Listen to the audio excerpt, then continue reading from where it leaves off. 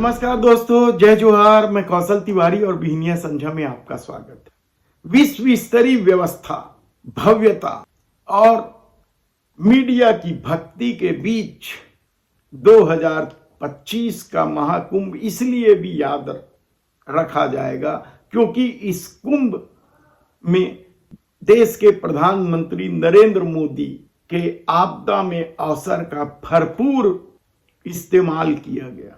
क्यों इस महाकुंभ को याद रखा जाना चाहिए यह हम बताएं, या आपदा में अवसर किस तरीके से तलाशे गए गिद्धों की नजर से, वह हम आपको बताएं। उससे पहले बता देते हैं कि छत्तीसगढ़ के मुख्यमंत्री विष्णुदेव साय और भाजपा के दिग्गज नेता, मंत्रिमंडल सब कुंभ स्नान कर आए, पुण्य लाभ ले आए। हालांकि कांग्रेस ने इसकी आलोचना की है कि सरकारी खर्चे से कुंभ यात्रा की जा रही है, लेकिन इस दौर में यह सब नहीं देखा जाता है। वीआईपी की वजह से दुर्घटनाओं को लेकर भी कई तरह के सवाल उठे, लेकिन तो यातायात की व्यवस्था को लेकर भी लूट खसोट की खबरें आती रही। यानी आपदा में अवसर लोगों ने तलाश ही लिया। जब देश के प्रधानमंत्री नरेंद्र मोदी यह कहने से नहीं चूकते, तब आम लोग यह फायदा क्यों ना उठाएं। और शायद यही वजह है कि जो खबरें आ रही है लूट खसोट की, धर्म के आड़ पर यह लूट खसोट कोई और नहीं, हिंदू ही कर रहे हैं। क्योंकि दुकान लगाने से लेकर कई तरह के प्रतिबंध तो पहले ही मुसलमानों पर लगाए जा चुके हैं। कौन राजनीतिक रोटी सेक रहा है, कौन आने वाले दिनों में अपनी राजनीति चमकाएगा, यह एक अलग सवाल है। इस पर हम फिर कभी बात करेंगे। लेकिन यदि यातायात से लेकर खाने पीने तक आपदा में अवसर तलाशे जा रहे हैं, खबरें बेहद ही भयावह है।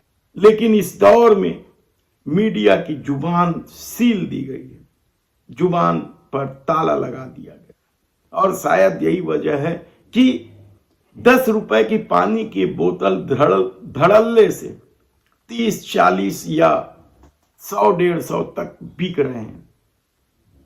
लेकिन यदि सत्ता अपने ढंग से महाकुंभ का स्नान करने जाएगी तो उसे यह सब कैसे पता चलेगा कि आम लोगों को किन किन तकलीफों का सामना करना पड़ रहा है। कैसे सिर्फ मोटरसाइकिल में एक स्थान से दूसरे स्थान पर ले जाने के लिए किराए के रूप में 150, 200 और 500, 600 रुपए तक लिए जा रहे हैं। किस तरीके से टैक्सी वालों की लूट चल रही है।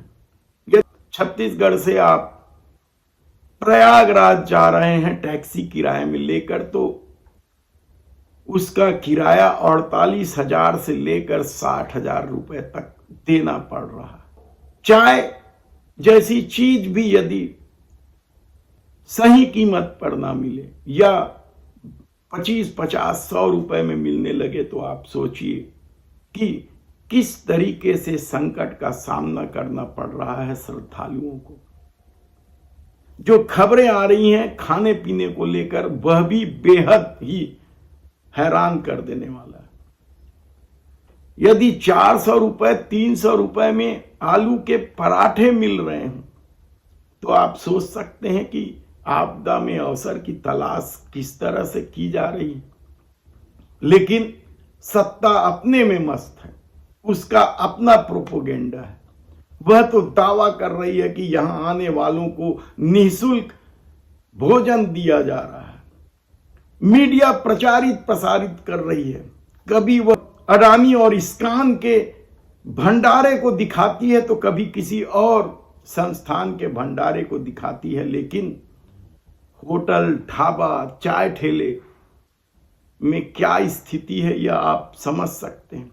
और चलो ये मान भी लिया जाए कि महाकुंभ स्थल पर यह सब भंडारे की व्यवस्था है, लेकिन यदि 10 किलोमीटर, 15 किलोमीटर पहले ही यात्रियों को रोक दिया जा रहा हो तो उस 15 किलोमीटर में क्या उसे पानी नहीं पीना चाहिए, खाना नहीं खाना चाहिए, चाय नहीं पीनी चाहिए, कई सवाल हैं। लेकिन यदि धर्म की पट्टी आंखों में बांध दी गई हो, नफरत के फसल लहलहा रहे हों, तब आपदा में अवसर यानी गिद्धों की तरह नजर कहां किसी को दिखाई और सुनाई देगी।